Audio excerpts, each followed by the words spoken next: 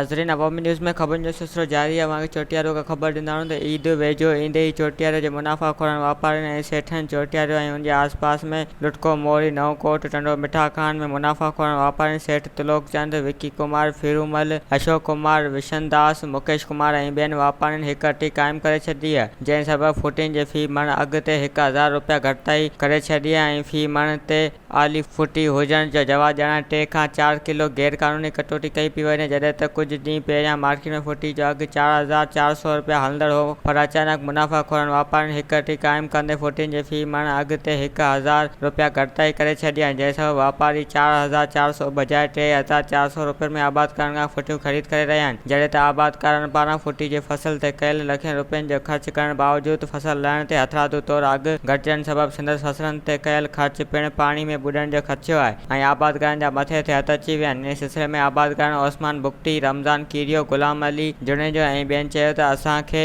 भाण समेत ज़री दवाऊं महांगीअ अघु ते मिलनि थियूं, पर जेकॾहिं असांजो फसल मार्केट में अचे थो त वापारी फसल जो अघु घटाए छॾनि था, जंहिं सबबि फसलनि खे कयल लखें रुपयनि जा ख़र्च बि नथा निकिरी सघनि। हिननि वधीक चयो त हिकु त अघु ई माकड़नि सबबि काफ़ी नुक़सानु थियो, ॿियो वरी रहियल कसर मुनाफ़ा खोरनि वापारियुनि पूरी करे रहिया आहिनि। हितां जे आबादकारनि हुकूमत खां मुतालबो कंदे घुर कई त फुटियुनि जे फसल जो अघु 5000 रुपया फ़ी मण मुक़ररु कयो वञे। वधीक ख़बरनि ऐं तफ़सील जे लाइ विज़िट कयो असांजी वेबसाइट awamiNewsHD.com ऐं ॾिसंदा रहो अवामी न्यूज़ HD।